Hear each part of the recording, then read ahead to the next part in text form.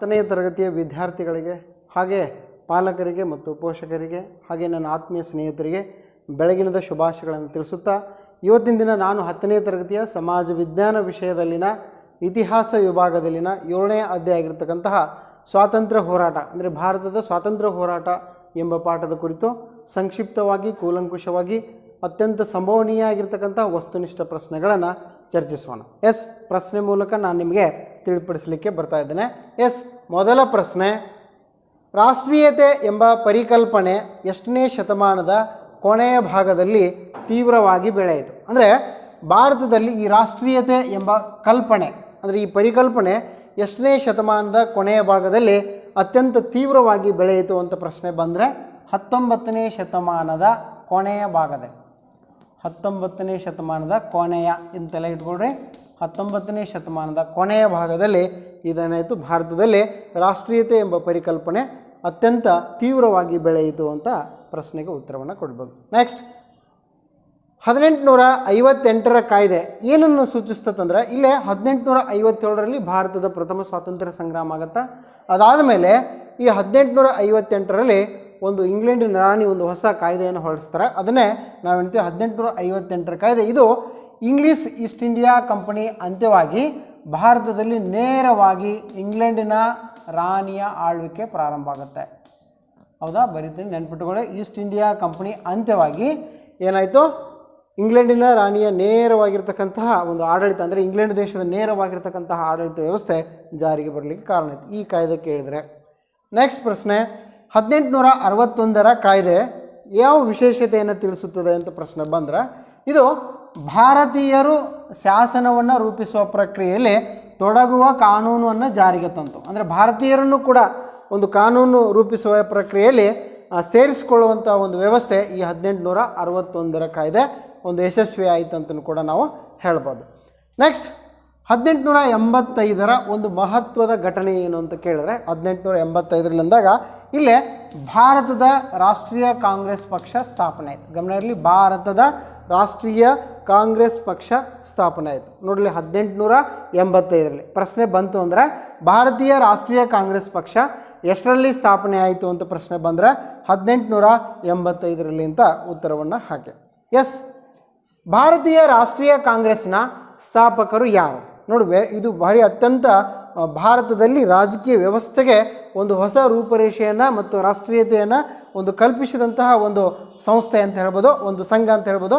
ಈ ಭಾರತೀಯ ರಾಷ್ಟ್ರೀಯ ಕಾಂಗ್ರೆಸ್ನ ಸ್ಥಾಪಕರು ಯಾರು ಅಂತ ಕೇಳಿದರೆ ಇಲ್ಲೇ ಭಾರತ ದೇಶದಲ್ಲಿ ಆಳ್ತಕ್ಕಂತಹ ಬ್ರಿಟಿಷ್ ಒಬ್ಬ ನಾಗರಿಕ ಸೇವೆ ಅಂದರೆ ನಿವೃತ್ತ ಸೇವಾ ಅಧಿಕಾರಿ ಯಾರಂದರೆ ಎ.ಓ. ಹ್ಯೂಮ್ ಅಂತೇಳಿ, ಇದು ಸಂಕ್ಷಿಪ್ತ ಬರೆದಿರ್ತೀನಿ, ಎ.ಓ. ಹ್ಯೂಮ್. ಎ.ಓ. ಹ್ಯೂಮ್ ಅಂದರೆ ಅಲೆನ್ ಆಕ್ಟರ್ ಹ್ಯೂಮ್ ಅಂತ ಹೇಳಿ. ಅಂದರೆ ಇವರು ಭಾರತ ದೇಶದಲ್ಲಿರ್ತಕ್ಕಂತಹ ನಿವೃತ್ತ ಸೇವಾ ಇಲಾಖೆ ಅಂದರೆ ನಾಗರಿಕ ಸೇವಾ ಇಲಾಖೆಯ ಒಬ್ಬ ನಿವೃತ್ತ ಅಧಿಕಾರಿ. ಅವರು ಏನು ಮಾಡೋದು, ಈ ಭಾರತ ದೇಶದಲ್ಲಿ ಒಂದು ವ್ಯವಸ್ಥಿತವಾಗಿರ್ತಕ್ಕಂತಹ ಒಂದು ಆಡಳಿತ ಇರ್ಬೋದು, ರಾಷ್ಟ್ರೀಯತೆ ಇರ್ಬೋದು, ಒಂದು ಹೊಸದಾಗಿರ್ತಕ್ಕಂಥ ಶೈಕ್ಷಣಿಕ ಪ್ರಗತಿ ಇರ್ಬೋದು, ಒಂದು ಸುಸಜ್ಜಿತವಾಗಿರ್ತಕ್ಕಂಥ ನ್ಯಾಯಸಮ್ಮತವಾದಂಥ ಒಂದು ಸಂಸ್ಥೆ ಇರಬೇಕು ಅನ್ನೋ ಒಂದು ಮಹತ್ವಾಕಾಂಕ್ಷೆ ಇಟ್ಕೊಂಡು ಇವರು ಏನು ಮಾಡಿದರು, ಮದ್ರಾಸ್ ಮತ್ತು ಬಾಂಬೆ ಹಾಗೆ ಚೆನ್ನೈ ಅಂದರೆ ಈಗಿನ ಎಲ್ಲ ಪ್ರಾಂತದಲ್ಲಿ ಅಂದರೆ ಬಾಂಬೆ, ಮದ್ರಾಸ್ ಮತ್ತು ಕೋಲ್ಕತ್ತಾ ಇರ್ತಕ್ಕಂಥ ಎಲ್ಲ ರಾಜಕೀಯ ಅಧಿಕಾರಿಗಳಂದರೆ ರಾಜಕೀಯ ನಾಯಕರನ್ನು ಭೇಟಿಯಾಗಿ ಕೂಲಂಕುಷವಾಗಿ ಚರ್ಚಿಸಿ ಈ ಒಂದು ಸಂಸ್ಥೆಯನ್ನು ಸ್ಥಾಪಿಸ್ತಾರೆ. ಯಾರು ಸ್ಥಾಪಕರು ಯಾರು ಅಂತ ಪ್ರಶ್ನೆ ಬಂದರೆ ಎ.ಓ. ಹ್ಯೂಮ್ ಅಂತ ಬಂದರೆ ಸಾಕು, ಅಲೆನ್ ಆಕ್ಟರ್ ಹ್ಯೂಮ್ ಅಂತ ಹೇಳಿ. ಎಷ್ಟರಲ್ಲಿ ಸ್ಥಾಪನೆ ಆಯ್ತಂದರೆ 1885ರಲ್ಲಿ. ನೆಕ್ಸ್ಟ್ ಪ್ರಶ್ನೆ, ಭಾರತದಲ್ಲಿ ಕೋಮುವಾದದ ಬೀಜವನ್ನು ಬಿತ್ತಿದ ಬ್ರಿಟಿಷರ ನೀತಿ ಯಾವುದು? ಯಾರ್ದಿದು? ಭಾರತದಲ್ಲಿ ಕೋಮುವಾದ ಅಂದರೆ ನಾನು ನಿಮ್ಗೆ ಹೇಳಿದ್ದೀನಿ, ಜಾತಿಯ ಆಧಾರದ ಮೇಲಿಂದ, ಧರ್ಮದ ಆಧಾರದ ಮೇಲಿಂದ ಅವ್ರು ಏನು ಮಾಡಿಬಿಟ್ರು, ಭಾರತೀಯರನ್ನ ಹೊಡಿತಾರೆ. ಅಂದರೆ ಅರ್ಥ ಒಡೆದಾಳುವ ನೀತಿ. ಇಲ್ಲಿ ಬರಿತಾ ಇದ್ದೀನಿ, ಗಮನಿಸ್ಕೊಂಡು, ಒಡೆದಾಳುವ ನೀತಿ. ಒಡೆದಾಳುವ ನೀತಿ ಯಾವ ನೀತಿ ಅಂತ ಕೇಳಿದರೆ ಇದನ್ನು ಕೂಡ ನಾನು ಹಿಂದಿನ ಪಾಠದಲ್ಲಿ ಹೇಳುವಾಗ ಹೇಳಿದ್ದೀನಿ, ಈಗಲೂ ಕೂಡ ಹೇಳ್ತಿದ್ದೀನಿ. ಭಾರತದಲ್ಲಿ ಕೋಮುವಾದದ ಬೀಜವನ್ನು ಬಿತ್ತಿದ ಬ್ರಿಟಿಷರ ನೀತಿ ಯಾವುದಾಗಿತ್ತು ಅಂತ ಕೇಳಿದ್ರೆ ಒಡೆದಾಳುವ ನೀತಿ. ಅಂದರೆ ಅವ್ರನ್ನ ಏನು ಮಾಡೋದು, ಎಲ್ಲರನ್ನೂ ಹೊಡೆಯೋದು. ಅಂದರೆ ಒಗ್ಗಟ್ಟಾತಂದಾಗ ಏನಾಗುತ್ತೆ, ಭಾರತ ಇನ್ನೇನು ಸ್ವತಂತ್ರದ ಕಿಚ್ಚು ಹೆಚ್ಚಾಗುತ್ತೆ ಅಂತ ತಿಳ್ಕೊಂಡು ಅವ್ರು ಏನು ಮಾಡಿಬಿಟ್ರು, ಜಾತಿಯ ಆಧಾರದ ಮೇಲಿಂದ, ಧರ್ಮದ ಆಧಾರದ ಮೇಲಿಂದ ಎಲ್ಲ ಧರ್ಮದವ್ರನ್ನ ಹೊಡಿತಾ ಅಂದರೆ ಒಗ್ಗಟ್ಟಾಗಬಾರ್ದು ಅನ್ನೋದ್ರಿಂದ ಅವ್ರು ಆ ರೀತಿ ತಂತ್ರವನ್ನು ಬಳಸಿ ಇವರು ಏನು ಮಾಡಿದರು, ಬ್ರಿಟಿಷರು ಒಬ್ಬ ಒಡೆದಾಳುವ ನೀತಿಯ ಮೂಲಕ ಒಂದು ಹತ್ತಿಕ್ಕುವಂಥ ಪ್ರಯತ್ನವನ್ನು ಮಾಡಿದರು ಅಂತ ನಾವು ಹೇಳ್ಬೋದು. ನೆಕ್ಸ್ಟ್ ಪ್ರಶ್ನೆ, ಪತ್ರಿಕಾ ಸ್ವಾತಂತ್ರ್ಯವನ್ನು ಮೊಟಕುಗೊಳಿಸಲು ವರ್ನಾಕ್ಯುಲರ್ ಪ್ರೆಸ್ ಕಾಯ್ದೆ, ಅಂದರೆ ಈ ಪತ್ರಿಕಾ ನಿರ್ಬಂಧ ಕಾಯ್ದೆ ಅಂತ ಕರಿತೀವಿ ನಾವು. ಪತ್ರಿಕಾ ನಿರ್ಬಂಧ ಕಾಯ್ದೆ ಅಂದರೆ ಅದನ್ನು ಆ ಒಂದು ಸ್ವಾತಂತ್ರ್ಯವನ್ನು ಕಿತ್ಕೊಳ್ತಾರೆ. ಹಾಗಾದರೆ ಆ ಒಂದು ವರ್ನಾಕ್ಯುಲರ್ ಪ್ರೆಸ್ ಆ್ಯಕ್ಟ್, ಈ ಕಾಯ್ದೆಯನ್ನು ಜಾರಿಗೆ ತಂದವರು ಯಾರು ಅಂತ ಕೇಳಿದರೆ ಲಾರ್ಡ್ ಲಿಟ್ಟನ್. ನೆನ್ಪಿಟ್ಟುಕೊಂಡ್ರೆ ಅತ್ಯಂತ ಮಹತ್ವದವಾದಂಥ ಒಂದು ಭಾರತದ ಒಂದು ಸ್ವಾತಂತ್ರ್ಯ ಅಥವಾ ರಾಷ್ಟ್ರೀಯತೆಯನ್ನು ಹತ್ತಿಕ್ಕುವಂಥ ಪ್ರಯತ್ನ ಲಿಟ್ಟನ್ ಇದನ್ನು ತಂದಂಥ ಒಬ್ಬ ಅಂದರೆ ಯಾರು ಅಂತ ಕೇಳಿದ್ರೆ ವೈಸ್ರಾಯ್ ಅಂದರೆ ಲಾರ್ಡ್ ಲಿಟ್ಟನ್. ನೆನ್ಪಿಟ್ಟುಕೊಳ್ಳಿ, ಅತ್ಯಂತ ಪ್ರಮುಖವಾದಂಥ ಪ್ರಶ್ನೆ. ಯಾವುದಿದು? ಪತ್ರಿಕಾ ಸ್ವಾತಂತ್ರ್ಯವನ್ನು ಮೊಟಕುಗೊಳಿಸಲು ವರ್ನಾಕ್ಯುಲರ್ ಪ್ರೆಸ್ ಕಾಯ್ದೆ ಜಾರಿಗೆ ತಂದಂತಹ ಒಬ್ಬ ವೈಸ್ರಾಯ್ ಯಾರು, ಭಾರತೀಯ ವೈಸ್ರಾಯ್ ಯಾರು ಅಂತ ಕೇಳಿದ್ರೆ ಲಾರ್ಡ್ ಲಿಟ್ಟನ್ ಅಂತ ಹೇಳಿ. ಹೌದಾ? ಇದು ಅತ್ಯಂತ ಪ್ರಮುಖ. ಇದ್ರ ಮೂಲಕ ಏನು ಮಾಡಿದ್ರು, ಭಾರತೀಯರನ್ನು ಸ್ವಾತಂತ್ರ್ಯತೆಯನ್ನು ಕಿತ್ಕೊಳ್ಳೋದು ಅಂದರೆ ಪತ್ರಿಕಾ ಸ್ವಾತಂತ್ರ್ಯವನ್ನು ಕಿತ್ಕೊಳ್ಳೋದ್ರ ಮೂಲಕ ಅವರು ಈ ಪತ್ರಿಕೆಯ ಮೂಲಕ ಸ್ವಾತಂತ್ರ್ಯದ ಕಹಳೆಯನ್ನು ಮುಗಿಸ್ತಾ ಇದ್ರು. ಇದನ್ನು ಹತ್ತಿಕ್ಕುವಂಥ ಪ್ರಯತ್ನ ಮಾಡ್ತಾನೆ. ಇದು ಒಂದು ರಾಜಕೀಯ ಹಿನ್ನಡೆ, ಅಂದರೆ ಭಾರತ ದೇಶದಲ್ಲಿ ಇರ್ತಕ್ಕಂಥ ನಾಯಕರಿಗೆ ಒಂದು ಹಿನ್ನಡೆಯನ್ನು ತರುವಂಥ ಪ್ರಯತ್ನ ಮಾಡಿದ. ನಂತರ ಇದರ ರಿಪ್ಪನ್ ಅಂತ ಬರ್ತಾನೆ, ಲಾರ್ಡ್ ರಿಪ್ಪನ್ ಅಂಥೇಳಿ, ಆತ ಏನು ಮಾಡಿದ, ಇವನ್ನೆಲ್ಲವನ್ನು ಮತ್ತೆ ಜಾರಿಗೆ ತರುವಂಥ ಪ್ರಯತ್ನವನ್ನು ಆತ ಮಾಡಿದ. ಮುಂದೆ ಅದು ಒಂದು ಕೇಳಿದ ಪ್ರಶ್ನೆ ಇರಲಿಲ್ಲ. ನೆಕ್ಸ್ಟ್ ಪ್ರಶ್ನೆ, ಭಾರತದ ರಾಜಕೀಯ ದಿಕ್ಕು ಬದಲಿಸಿದ ಸಂಸ್ಥೆ ಯಾವುದು? ಅಂದರೆ ಭಾರತ ದೇಶದಲ್ಲಿನ ರಾಜಕೀಯತೆಯನ್ನು, ಈ ರಾಜಕೀಯ ದಿಕ್ಕನ್ನು ಬದಲಿಸಿದಂತಹ ಒಂದು ಸಂಸ್ಥೆ ಯಾವುದು ಅಂತ ಕೇಳಿದ್ರೆ ಬೇರೆ ಯಾವುದೆಲ್ಲ, ಭಾರತೀಯ ರಾಷ್ಟ್ರೀಯ ಕಾಂಗ್ರೆಸ್ ಪಕ್ಷ. ಸಂಕ್ಷಿಪ್ತ ಬರೀತೀನಿ, ಭಾರತೀಯ ರಾಷ್ಟ್ರೀಯ ಕಾಂಗ್ರೆಸ್ ಪಕ್ಷ. ಗಮನ ಇರಲಿ, ಈ ಭಾರತೀಯ ರಾಷ್ಟ್ರೀಯ ಕಾಂಗ್ರೆಸ್ ಪಕ್ಷ ಏನಾಯ್ತಿದು, ಭಾರತ ದೇಶದ ರಾಜಕೀಯ ದಿಕ್ಕನ್ನು ಬದಲಿಸಿದ ಒಂದು ಸಂಸ್ಥೆ ಯಾವುದು ಅಂತ ಕೇಳಿದರೆ ಭಾರತೀಯ ರಾಷ್ಟ್ರೀಯ ಕಾಂಗ್ರೆಸ್ ಪಕ್ಷ. ನೆಕ್ಸ್ಟ್ ಪ್ರಶ್ನೆಗೆ ಬರ್ತಾ ಇದ್ದೀನಿ, ಭಾರತೀಯ ರಾಷ್ಟ್ರೀಯ ಕಾಂಗ್ರೆಸ್ಸಿನ ಮೊದಲ ಅಧ್ಯಕ್ಷರಾದವರು ಯಾರು? ಇಲ್ಲೇ 1885ರಲ್ಲಿ ಸ್ಥಾಪನೆ ಆಯಿತು. ಸ್ಥಾಪಕರು ಯಾರು ಅಂದರೆ A.O. ಹ್ಯೂಮ್ ಅಂತ ನೋಡಿದ್ವಿ. ಇದ್ರದ್ದು ಮೊಟ್ಟ ಮೊದಲ ಒಂದು ರಾಷ್ಟ್ರೀಯ ಕಾಂಗ್ರೆಸ್ ಸಮ್ಮೇಳನ ಅಂದರೆ ಬಾಂಬೆದಲ್ಲಿ ಸಮಾವೇಶವನ್ನು ಗಳಿತೈತೆ ಮೊದಲ ಬಾರಿಗೆ. ಹಾಗಾದರೆ ಇದನ್ನು ಯಾರು ಅಂದರೆ W.C. ಬ್ಯಾನರ್ಜಿ. ನೆನ್ಪಿಟ್ಕೊಳ್ಳಿ, ವೆರಿ ಗುಡ್ ಕ್ವಶನ್ ಇದು. W.C. ಬ್ಯಾನರ್ಜಿ ಕೇಳಿದರೆ, ಬ್ಯಾನರ್ಜಿ ಅಂದರೆ ಉಮೇಶ್ ಚಂದ್ರ ಬ್ಯಾನರ್ಜಿ ಅಂತ ಕರಿತೀವಿ ನಾವೇನು, ಪೂರ್ಣ ಹೆಸರು ಅಂತ ಕೇಳಿದಾಗ ಉಮೇಶ್ ಚಂದ್ರ ಬ್ಯಾನರ್ಜಿ. ಯಾರಿವರು? ಭಾರತೀಯ ರಾಷ್ಟ್ರೀಯ ಕಾಂಗ್ರೆಸ್ನ ಮೊದಲ ಸಮಾವೇಶದ ಅಧ್ಯಕ್ಷರಾದವರು ಯಾರು ಅಂದರೆ ಬಾಂಬೆದಲ್ಲಿ ನಡೀತೈತಿ. ಇದರ ಅಧ್ಯಕ್ಷತೆಯನ್ನು ಯಾರು ವಹಿಸಿದ್ರು ಅಂದರೆ W.C. ಬ್ಯಾನರ್ಜಿ. ಎಷ್ಟರಲ್ಲಿ ಅಂದರೆ 1885ರಲ್ಲಿ. ನೆಕ್ಸ್ಟ್ ಪ್ರಶ್ನೆ, ಸಾಂಪ್ರದಾಯಿಕವಾಗಿ ಭಾರತೀಯ ರಾಷ್ಟ್ರೀಯ ಕಾಂಗ್ರೆಸ್ನ ಪ್ರಾರಂಭದ 20 ವರ್ಷಗಳನ್ನು ಯಾವ ಯುಗ ಎಂದು ಕರೆಯುತ್ತಾರೆ? ಎಲ್ಲೇ ಇದು ಸಾಂಪ್ರದಾಯಿಕವಾಗಿ ಭಾರತೀಯ ರಾಷ್ಟ್ರೀಯ ಕಾಂಗ್ರೆಸ್ನ ಪ್ರಾರಂಭದ 20 ವರ್ಷಗಳ ಒಂದು ಯುಗವನ್ನು ಏನೆಂದು ಕರಿತೀವಿ ಅಂದರೆ ಬೇರೆ ಏನೂ ಅಲ್ಲ, ಇದನ್ನು ಮಂದಗಾಮಿಗಳ ಯುಗ. ನೆನ್ಪಿಟ್ಕೊಳ್ಳಿ, ಮಂದಗಾಮಿಗಳ ಯುಗ, ಮಂದಗಾಮಿಗಳ ಯುಗ ಅಂತ ಕರೀತಾರೆ. ಸಂಕ್ಷಿಪ್ತ ಬರೆದಿರ್ತಾರೆ, ಮಂದಗಾಮಿಗಳ ಯುಗ. ಪ್ರಾರಂಭದ 20 ವರ್ಷಗಳ ಒಂದು ಯುಗವನ್ನು, ರಾಷ್ಟ್ರೀಯ ಕಾಂಗ್ರೆಸ್ನ ಪ್ರಾರಂಭದ 20 ವರ್ಷಗಳ ಯಾವ ಯುಗ ಅಂತ ಕರೀತಾರೆ? ಮಂದಗಾಮಿಗಳ ಯುಗ ಅಂತ ಕರೀತಾರೆ. ನೆಕ್ಸ್ಟ್ ಪ್ರಶ್ನೆ, ಸಂಪತ್ತಿನ ಸೋರುವಿಕೆಯ ಸಿದ್ಧಾಂತ ಅಂದರೆ ಡ್ರೈನ್ ಥಿಯರಿ ಅಂತ ಕರಿತೀವಿ ನಾವು. ಇದನ್ನೇ ಆರ್ಥಿಕ ಪ್ರವಾಹ ಸಿದ್ಧಾಂತನಂತೂ ಕೂಡ ಕರೀತಾರೆ. ಇದನ್ನೇ ಸಂಪತ್ತಿನ ಸೋರಿಕೆ ಸಿದ್ಧಾಂತನಂತೂ ಕೂಡ ಕರೀತಾರೆ. ಈ ಒಂದು ಸಂಪತ್ತಿನ ಸೋರಿಕೆ ಸಿದ್ಧಾಂತದ ಪ್ರತಿಪಾದಕರು ಯಾರು? ಇದನ್ನೇ ಆರ್ಥಿಕ ಪ್ರವಾಹ ಸಿದ್ಧಾಂತನಂತ ಕೂಡ ಕರೀತಾರೆ. ಇಂಗ್ಲೀಷ್ನಲ್ಲಿ ಡ್ರೈನ್ ಥಿಯರಿ ಅಂತ ಕೂಡ ಕರೀತಾರೆ. ಇದರ ಪ್ರತಿಪಾದಕರು ಯಾರು ಅಂತ ಕೇಳಿದ್ರೆ ಬೇರೆ ಯಾರಲ್ಲ, ದಾದಾಬಾಯಿ ನೌರೋಜಿ. ನೆನ್ಪಿಟ್ಕೊಳ್ಳಿ, ದಾದಾಬಾಯಿ ನೌರೋಜಿ. ಇವರು ಏನಾದರೂ ಆರ್ಥಿಕ ಪ್ರವಾಹ ಸಿದ್ಧಾಂತದ ಪ್ರತಿಪಾದಕರು. ಇವರು ಈ ಸಂಪತ್ತು ಅಂದರೆ ಈ ಸೈನ್ಯ ಸೇವಾದಲ್ಲಿ ಇರ್ಬೋದು, ನಿವೃತ್ತಿ ವೇತನ ಇರ್ಬೋದು, ಆಮೇಲೆ ಈಸ್ಟ್ ಇಂಡಿಯಾ ಕಂಪನಿಯಲ್ಲಿ ಇರ್ತಕ್ಕಂಥದ್ದು ಇರ್ಬೋದು, ನೌಕರರಿಗಿರ್ಬೋದು, ಇನ್ಯಾವುದೇ ಇರ್ಬೋದು, ಆಮೇಲೆ ಭಾರತ ದೇಶದಲ್ಲಿರ್ತಕ್ಕಂತಹ ಒಂದು ವ್ಯಾಪಾರದ ವಹಿವಾಟು ಇರ್ಬೋದು, ಎಷ್ಟು ಹೋಗ್ತಾ ಇತ್ತು ಅಂತ ಕೇಳಿದ್ರೆ ಪ್ರತಿ ವರ್ಷ, ಒಂದು ವರ್ಷಕ್ಕೆ ಪ್ರತಿ ವರ್ಷ ನೋಡಿದಾಗ 900 ಮಿಲಿಯನ್ನಷ್ಟು ಇಲ್ಲಿ ಬರೆದಿದ್ದೀನಿ ನೋಡು. ಅವರು ಈ ದಾದಾಬಾಯಿ ನೌರೋಜಿ ಅವರು poverty and British rule in India ಅಂದರೆ 1877ರಲ್ಲಿ ಈ ಗ್ರಂಥವನ್ನು ಬರೀತಾರೆ. ಆ ಗ್ರಂಥದಲ್ಲಿ ಮೊಟ್ಟ ಮೊದಲ ಬಾರಿಗೆ ಈ ಒಂದು ಸಂಪತ್ತಿನ ಸೋರಿಕೆ ಸಿದ್ಧಾಂತ ಅಂದರೆ ಆರ್ಥಿಕ ಪ್ರವಾಹ ಸಿದ್ಧಾಂತದನ್ನು ಕುರಿತು ಈ poverty and British rule in India ಎಂಬ ಗ್ರಂಥದಲ್ಲಿ 900 ಮಿಲಿಯನ್ ಪೌಂಡದಷ್ಟು ಭಾರತದ ಸಂಪತ್ತು ವಿದೇಶಿಗಳಿಗೆ ಹರಿದು ಹೋಗ್ತಾ ಇದೆ ಅಂಥೇಳಿ ಅವ್ರು ಏನು ಮಾಡ್ತಾರೆ, ಮೊಟ್ಟ ಮೊದಲ ಬಾರಿಗೆ ಇದನ್ನು ಬಳಸ್ತಾರೆ. ಅಂದರೆ ನಮ್ಮ ಇತಿಹಾಸಕಾರರು ಕೂಡ ಹೇಳುವಾಗ ಏನು ಹೇಳ್ತದಂದ್ರೆ, ಒಂದು ಕರು ಅಥವಾ ಒಬ್ಬ ತಾಯಿ ತನ್ನ ಮಗ ಹೆತ್ತ ಮಗು ಅಳ್ತಾ ಇದ್ರೂ ಕೂಡ ದಾಯಾದಿ ಮಗುವನ್ನೇ ಮೊಳೆಹಾಲು ಕುಡಿಸಿದಂತೆ ಅನ್ನುವ ಒಂದು ಈ ಯಕ್ಷ ಪ್ರಶ್ನೆಯನ್ನು ನಾವು ಇಲ್ಲಿ ಅರ್ಥಪೂರ್ಣವಾಗಿ ತಿಳಿಸುವಂಥ ಪ್ರಯತ್ನವನ್ನು ಮಾಡ್ತಾರೆ. ಅಷ್ಟು ಭಾರತ ಏನಾಗಿತ್ತು, ಇಡೀ ಒಂದು ಸಂಪತ್ತು, ಭಾರತದ ಸಂಪತ್ತು ಹರಿದು ಹೋಗ್ತಾ ಇತ್ತು ಅಂತ ಹೇಳ್ತಾರೆ. ಇವ್ರ ಜೊತೆಗೆ ಇನ್ನೋರ್ವ ಒಬ್ಬ ಪ್ರಮುಖವಾಗಿರ್ತಕ್ಕಂಥ ಚಿಂತಕರು ಅವರು ಕೂಡ ವಿವರಿಸ್ತಾರೆ. ಬೇರೆ ಯಾರೂ ಅಲ್ಲ, ಇಲ್ಲೇ R.C. ದತ್ತಾರ್ ಅವರು ಕೂಡ ತಮ್ಮ ಕೃತಿಯಲ್ಲಿ ಈ ಸಂಪತ್ತಿನ ಸೋರಿಕೆಯ ಬಗ್ಗೆ ವಿವರಿಸ್ತಾರೆ. ಅವರು ಕೃತಿಯು ಕೂಡ ಇಲ್ಲೇ ಬರುತ್ತೆ. ಇಲ್ಲಿ ಕೂಡ ಕೆಳಗಡೆ ಬರೆದಿದ್ದೀನಿ, ಗಮನಿಸಿ. ಯಾವ ಕೃತಿಯಲ್ಲಿ ಅಂತ ಪ್ರಶ್ನೆ ಬಂದರೆ, ಇದ್ರ ಜೊತೆಗೆ ಈ ಸಂಪತ್ತಿನ ಸೋರಿಕೆ ಸಿದ್ಧಾಂತದ ದಾದಾಬಾಯಿ ನವರೋಜಿಯವರಂತೆ ಇನ್ನೋರ್ವರು ಒಂದು ವಿವರಿಸಿದಂಥವ್ರು ಯಾರು ಅಂತ ಕೇಳಿದ್ರೆ R.C. ದತ್ತಾ ಅಂಥೇಳಿ ನೆನ್ಪಿಟ್ಕೊಂಡ್ರೆ ಸಾಕು. ಅವ್ರ ಕೃತಿ ಯಾವುದಂದರೆ ಇಲ್ಲಿದೆ ನೋಡಿ, economics history of India. Economics history of India ಎಂಬ ಕೃತಿಯಲ್ಲಿ ಇವ್ರು ಏನು ಮಾಡ್ತಾರೆ, ಇದನ್ನು ವಿವರಿಸ್ತಾರೆ. ಇವರು ಕೂಡ ಪ್ರತಿ ವರ್ಷ 3.5 ಮಿಲಿಯನ್ ಪೌಂಡದಷ್ಟು ಭಾರತದಿಂದ ಸಂಪತ್ತು ಇಂಗ್ಲೆಂಡಿಗೆ ಹರಿದು ಹೋಗ್ತಾ ಇದೆ ಅಂತ ಕೇಳಿ ಇವರು ತಮ್ಮ ಕೃತಿಯಲ್ಲಿ ಏನು ಮಾಡ್ತಾರೆ, ಈ ಸಂಪತ್ತಿನ ಸೋರಿಕೆ ಸಿದ್ಧಾಂತವನ್ನು ಪ್ರತಿಪಾದಿಸಿದವರು ದಾದಾಬಾಯಿ ನವರೋಜಿ. ಅದಾದಮೇಲೆ ನಂತರ R.C. ದತ್ತ ಅವರು ಕೂಡ ಇವರಿಗೆ ಸಹಮಿತ್ರರಾಗಿ ವಿವರಿಸುವುದನ್ನು ಈ ಗ್ರಂಥದಲ್ಲಿ ನಾವು ಕಾಣುತ್ತೇವೆ. ಈ ಪ್ರಶ್ನೆ ಬಂದರೂ ಕೂಡ ಗಮನ ಇಟ್ಕೊಳ್ಳಿ. ನೆಕ್ಸ್ಟ್ ಪ್ರಶ್ನೆ, ಯಾರ ಕಾಲವನ್ನು ಉದಾರ ರಾಷ್ಟ್ರವಾದ ಅಂದರೆ ಲಿಬರಲ್ ನ್ಯಾಷನಲಿಸಮ್ ಎಂಬ ಕಾಲ ಅಂತ ಕರೀತಾರೆ ಅಂತ ಕೇಳಿ, ಉದಾರವಾದ ರಾಷ್ಟ್ರವಾದದ ಕಾಲ ಅಂಥೇಳಿ ಲಿಬರಲ್ ನ್ಯಾಷನಲಿಸಮ್ ಅಂತ ಕರೀತಾರೆ. ಅಂದರೆ ಬೇರೆ ಯಾವುದಲ್ಲ, ಸೇಮ್ ಅದು ಕೂಡ ಮಂದಗಾಮಿಗಳ ಪ್ರಶ್ನೆ ಬಂದರೆ ಮಂದಗಾಮಿಗಳ ಕಾಲವನ್ನು ಲಿಬರಲ್ ನ್ಯಾಷನಲಿಸಮ್ ಅಂದರೆ ಉದಾರ ರಾಷ್ಟ್ರವಾದದ ಕಾಲ ಅಂತ ಕರೀತಾರೆ. ಎಸ್, ನೆಕ್ಸ್ಟ್ ಪ್ರಶ್ನೆ ಬರ್ತಾ ಇದ್ದೀನಿ. ಈಗ ಭಾರತೀಯ ರಾಷ್ಟ್ರೀಯ ಕಾಂಗ್ರೆಸ್ ಪಕ್ಷ ನಿಮ್ಗೆ ಗೊತ್ತಿದೆ. ಅಲ್ಲಿ ಭಾರತೀಯ ರಾಷ್ಟ್ರೀಯ ಕಾಂಗ್ರೆಸ್ ಪಕ್ಷ ಏನಾಯಿತು, 1885ರಲ್ಲಿ ಸ್ಥಾಪನೆ ಆಗುತ್ತೆ. 1885ರಿಂದ 1905 ಕಾಲವನ್ನು ನಾವು ಮಂದಗಾಮಿಗಳ ಕಾಲಾವಧಿ ಅಂತ ನಾವು ಕರಿತೀವಿ.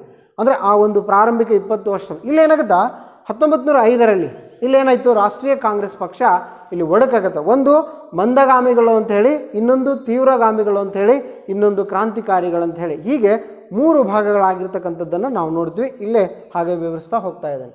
ಎಸ್, ರಾಜಕೀಯ ಭಿಕ್ಷುಕರು ಎಂದು ಕರೆಯಲ್ಪಟ್ಟವರು ಯಾರು? ಅಂದರೆ ಯಾರನ್ನು ರಾಜಕೀಯ ಭಿಕ್ಷುಕರು ಎಂದು ಕರೆಯುತ್ತಾರೆ ಅಂದರೆ, ಅಥವಾ ಕರೆಯಲ್ಪಟ್ಟವರು ಅಂತ ಪ್ರಶ್ನೆ ಬಂದರೆ ಬೇರೆ ಯಾರು ಅಲ್ಲ, ಮಂದಗಾಮಿಗಳು. ನೆನ್ಪಿಟ್ಟುಕೊಳ್ಳಿ, ಮಂದಗಾಮಿಗಳು. ಹೌದಾ? ಹಾಗಾದರೆ ಈ ರಾಜಕೀಯ ಭಿಕ್ಷುಕರು ಎಂದು ಕರೆದವರು ಯಾರು ಅಂತ ಪ್ರಶ್ನೆ ಬಂದರೆ ಗಮನ ಇಟ್ಕೊಡ್ರಿ, ಬೇರೆ ಯಾರು ಅಲ್ಲ, ಅವರು ತೀವ್ರವಾದಿಗಳು. ನೆನ್ಪಿಟ್ಕೊಡ್ರಿ, ತೀವ್ರವಾದಿಗಳು. ಕರೆದವರು ತೀವ್ರವಾದಿಗಳು, ಕರೆಯಲ್ಪಟ್ಟವರು ಅಂದರೆ ಕರೆಸ್ಕೊಂಡವರು ಯಾರು ಅಂತ ಕೇಳಿದರೆ ರಾಜಕೀಯ ಭಿಕ್ಷುಕರು ಎಂದು ಕರೆಯಲ್ಪಟ್ಟವರು ಅಥವಾ ಯಾರನ್ನು ಕರೆಯುತ್ತಾರೆ ಅಂತ ಕೇಳಿದರೆ ಮಂದಗಾಮಿಗಳು. ಕರೆದವರು ಯಾರಂದ್ರೆ ತೀವ್ರವಾದಿಗಳು, ಕರೆಯಲ್ಪಟ್ಟವರು ಅಂದರೆ ಮಂದಗಾಮಿಗಳು ಅಂತ ಬಂದು ಈ ರೀತಿಯಾಗಿ ಪ್ರಶ್ನೆ. ಇವೆರಡೂ ಕೂಡ ಸ್ವಲ್ಪ ಮಹತ್ವವಾಗಿ ತಿಳ್ಕೊಂಡ್ರೆ ಸಾಕು. ರಾಜಕೀಯ ಭಿಕ್ಷುಕರು ಎಂದು ಕರೆಯಲ್ಪಟ್ಟವರು ಯಾರು ಅಂತ ಕೇಳಿದ್ರೆ ಮಂದಗಾಮಿಗಳು, ಕರೆದವರು ಯಾರು ಅಂದರೆ ತೀವ್ರವಾದಿಗಳು. ಎಸ್, ನೆಕ್ಸ್ಟ್ ಪ್ರಶ್ನೆ, ರಾಷ್ಟ್ರೀಯ ಕಾಂಗ್ರೆಸ್ನ ಸ್ಥಾಪನೆಯ ಮೂಲ ಉದ್ದೇಶವೇನು? ಅಂದರೆ ಮೂಲ ಉದ್ದೇಶ ಏನಪ್ಪ ಇದ್ರ ಸ್ಥಾಪನೆಗೆ ಅಂದರೆ ಎ.ಓ. ಹ್ಯೂಮನ್ನವರು ಈ ಪ್ರಾರಂಭಿಕವಾಗಿರ್ತಕ್ಕಂಥ ಮೂಲ ಉದ್ದೇಶ ಅಂದರೆ ಭಾರತ ದೇಶದಲ್ಲಿನ ರಾಷ್ಟ್ರೀಯ ಐಕ್ಯತೆಯನ್ನು ಬೆಳೆಸಿ ಸಾಧಿಸುವಂಥ ಪ್ರಯತ್ನವನ್ನು ಮಾಡ್ತಾರೆ. ಇದು ಪ್ರಾರಂಭಿಕವಾಗಿ ಕೇಳಿದರೆ ಪ್ರಶ್ನೆ ಬಂದರೆ ರಾಷ್ಟ್ರೀಯ ಐಕ್ಯತೆ, ನೆನ್ಪಿಟ್ಕೊಳ್ಳಿ, ರಾಷ್ಟ್ರೀಯ ಐಕ್ಯತೆಯನ್ನು ಬೆಳೆಸಿ ಸಾಧಿಸುವಂಥ ಒಂದು ಪ್ರಯತ್ನ ಇದು ಪ್ರಾರಂಭಿಕವಾಗಿ ಈ ರಾಷ್ಟ್ರೀಯ ಕಾಂಗ್ರೆಸ್ನ ಮೂಲ ಉದ್ದೇಶವಾಗಿತ್ತು. ಐಕ್ಯತೆಯನ್ನು ಅಂದರೆ ಎಲ್ಲರನ್ನು, ಅಂದರೆ ಈ ಎ.ಓ. ಹ್ಯೂಮನ್ನವರು ಒಬ್ಬರು ಭಾರತೀಯ ಒಂದು ಜನರ ಬಗ್ಗೆ ಕಳಕಳಿ ಇರ್ತಕ್ಕಂಥ ಒಬ್ಬ ನಾಗರಿಕ ಸೇವಾ ಅಧಿಕಾರಿಯಾಗಿದ್ದರು. ಅವರು ಆ ಉದ್ದೇಶ ಇಟ್ಕೊಂಡು ಈ ರಾಷ್ಟ್ರೀಯ ಕಾಂಗ್ರೆಸ್ಸನ್ನು ಸ್ಥಾಪಿಸಿದರು. ನೆಕ್ಸ್ಟ್, ಬಂಗಾಳ ಪ್ರಾಂತವನ್ನು ವಿಭಜಿಸಿದಂತಹ ವೈಸ್ರಾಯ್ ಯಾರು? ಪ್ರಶ್ನೆ ನೋಡಿ ಗಮನ ಇಟ್ಕೊಡಿ, ವೆರಿ ಇಂಪಾರ್ಟೆಂಟ್ ಕ್ವಶನ್ನು. ಬಂಗಾಳ ಪ್ರಾಂತವನ್ನು ವಿಭಜಿಸ್ತಾರೆ ಯಾರು ಅಂತ ಕೇಳಿದ್ರೆ ಬೇರೆ ಯಾರು ಅಲ್ಲ, ಲಾರ್ಡ್ ಕರ್ಜನ್. ನೋಡಿ, ಭಾರಿ ಇಂಪಾರ್ಟೆಂಟ್ ಕ್ವಶನ್ ಇದು. ಅಂದರೆ ಇದನ್ನು ಒಡೆದಾಳುವಂಥ ನೀತಿ ಅಂತ ನಾನು ಏನು ಹೇಳಿದ್ನಿಲ್ಲ ಅದೇ ಇಲ್ಲಿ ಮುಂದೆ ಬರುತ್ತೆ. ಅಂದರೆ ಇಲ್ಲೇನು ಮಾಡಿದರು, ಬಂಗಾಳ ಹಿಂಗಿರ್ತಕ್ಕಂಥ ಒಂದು ಪ್ರಾಂತವನ್ನು ಹಿಂದೂಗಳಿಗೆ ಒಂದು ಪಶ್ಚಿಮ ಬಂಗಾಳವಾಗಿ, ಪೂರ್ವ ಬಂಗಾಳವನ್ನು ಇಸ್ಲಾಂ ಧರ್ಮವಾಗಿ, ಹೀಗೆ ಧರ್ಮದ ಆಧಾರದ ಮೇಲಿಂದ ಈ ಬಂಗಾಳ ಪ್ರಾಂತವನ್ನು ಇಲ್ಲಿ ಏನು ಮಾಡಿದ, ಈ ಲಾರ್ಡ್ ಕರ್ಜನ್ ಎಂಬ ವೈಸ್ರಾಯ್ ಏನು ಮಾಡಿದ, ಈ ಬಂಗಾಳ ಪ್ರಾಂತವನ್ನು ಒಡೆದಾಳುವ ನೀತಿಯ ತಂತ್ರವನ್ನು ಬಳಸಿ ಈ ಬಂಗಾಳ ಪ್ರಾಂತವನ್ನು ಒಡಿತಾನೆ, ವಿಭಜಿಸ್ತಾನೆ. ಇದರಿಂದಾಗಿ ಮತ್ತೆ ಉಗ್ರವಾಗಿರ್ತಕ್ಕಂಥ ರಾಷ್ಟ್ರೀಯತೆ ಹೆಚ್ಚಾಗಲಿಕ್ಕೆ ಕಾರಣ ಆಗುತ್ತೆ. ಇದರಿಂದ ಅನೇಕ ರೀತಿಯಾಗಿ ಅಂದರೆ ಈ ಒಡೆದಾಳುವಂಥ ತಂತ್ರವನ್ನು ಬಳಸಲಿಕ್ಕೆ ಪ್ರಾರಂಭಿಸಿದ. ಅಂದರೆ ಒಗ್ಗಟ್ಟಿನ ಮಂತ್ರ ಇತ್ತಲ್ಲ ಅದನ್ನು ಒಡಿಬೇಕು, ಭಾರತ ದೇಶವನ್ನು ಒಡಿಬೇಕು. ಅಂದರೆ ಈ ಬಂಗಾಳ ಪ್ರಾಂತವನ್ನು ಧರ್ಮದ ಆಧಾರದ ಮೇಲಿಂದ ಏನು ಮಾಡಿಬಿಟ್ಟ, ಈ ಬಂಗಾಳ ಪ್ರಾಂತವನ್ನು ಒಡೆದುಬಿಟ್ಟ.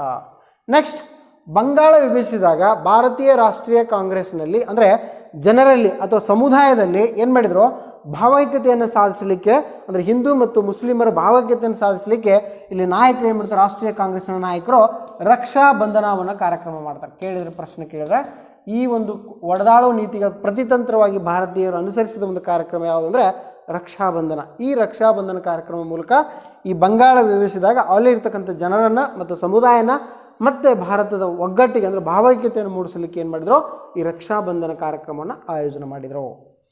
ನೆಕ್ಸ್ಟ್ ಪ್ರಶ್ನೆ, ಗೀತಾ ರಹಸ್ಯ, ವೆರಿ ಗುಡ್ ಕ್ವಶನ್, ಇದು ಗಮನ ಇರಲಿ. ಗೀತಾ ರಹಸ್ಯ ಗ್ರಂಥವನ್ನು ಬರೆದವರು ಯಾರು ಅಂತ ಪ್ರಶ್ನೆ ಬಂದರೆ ಬೇರೆ ಯಾರು ಅಲ್ಲ, ಬಾಲ ಗಂಗಾಧರ ತಿಲಕ್. ಬಾಲ ಗಂಗಾಧರ ತಿಲಕ್, ನೆನ್ಪಿಟ್ಕೊಡು, ವೆರಿ ಗುಡ್ ಕ್ವಶನ್ನು. ಇದು ಅವರು ಜೈಲಿನಲ್ಲಿ ಇಡ್ತಾರೆ, ಅವ್ರನ್ನ ಏನು ಮಾಡ್ತಾರೆ, ಇವರು ಬಂಧಿಸಿ ಇವರನ್ನು ಬರ್ಮಾದ ಒಂದು ಮಂಡಲ ಅಂತ ಬರುತ್ತೆ, ಬರ್ಮಾದ ಮಂಡಲ ಜೈಲಿನಲ್ಲಿ ಅಲ್ಲಿಟ್ಟಾಗ ಆ ಜೈಲಿನಲ್ಲಿ ಇದ್ದುಕೊಂಡು ಇವರು ಏನು ಮಾಡಿದ್ರು, ಈ ಗೀತಾ ರಹಸ್ಯ ಗ್ರಂಥವನ್ನು ಮತ್ತು ಇದರೆಲ್ಲ ಜೊತೆಗೆ the Arctic home of the Vedas ಇವೆರಡೂ ಗ್ರಂಥಗಳನ್ನು ಅವ್ರು ಏನು ಮಾಡಿದರು, ಈ ಒಂದು ಜೈಲಿನಲ್ಲಿ ಬರ್ಮಾದ ಮಂಡೇಲಾ ಜೈಲಿನಲ್ಲಿ ಏನು ಮಾಡಿದರು, ಇವರು ಇವೆರಡೂ ಗ್ರಂಥಗಳನ್ನು ಬರೀತಾರೆ. ಅಂದರೆ ಅಷ್ಟು ರೀತಿಯಾಗಿರ್ತಕ್ಕಂಥ ಭಾರತದ ಬಗ್ಗೆ ಇರ್ತಕ್ಕಂಥ ಗೌರವ ಮತ್ತು ಭಾವನೆಯನ್ನು ಅವರು ವ್ಯಕ್ತಪಡಿಸೋದು. ಜೊತೆಗೆ ನೆಕ್ಸ್ಟ್ ಪ್ರಶ್ನೆ ನೋಡಿ ಗಮನಿಸಲಿ, ಮರಾಠ ಎಂಬ ಇಂಗ್ಲೀಷ್ ಭಾಷೆಯ ಪತ್ರಿಕೆಯನ್ನು ಹೊರಡಿಸಿದವರು ಯಾರು ಅಂತ ಬಂದರೆ ಏನು, ಮರಾಠ ಅನ್ನೋ ಒಂದು ಪತ್ರಿಕೆ, ಇದನ್ನು ಇಂಗ್ಲೀಷ್ ಭಾಷೆಯಲ್ಲಿ ಇತ್ತು. ಇದನ್ನು ಹೊರಡಿಸಿದವರು ಯಾರು ಅಂದರೆ ಬೇರೆ ಯಾರೂ ಇಲ್ಲ, ಅದು ಕೂಡ ಬಾಲಗಂಗಾಧರ್ ತಿಲಕ್. ನೆಕ್ಸ್ಟ್ ಪ್ರಶ್ನೆ, ಕೇಸರಿ ಎಂಬ ಪತ್ರಿಕೆಯನ್ನು, ಇದು ಅಂದರೆ ಇದು ಮರಾಠಿ ಭಾಷೆಯಲ್ಲಿ, ಈ ಕೇಸರಿ ಎಂಬ ಮರಾಠಿ ಭಾಷೆಯಲ್ಲಿ ಪತ್ರಿಕೆಯನ್ನು ಹೊರಡಿಸಿದವರು ಅಥವಾ ಆರಂಭಿಸಿದವರು ಯಾರು ಅಂತ ಕೇಳಿದ್ರೆ ಅದು ಕೂಡ ಬಾಲಗಂಗಾಧರ್ ತಿಲಕ್.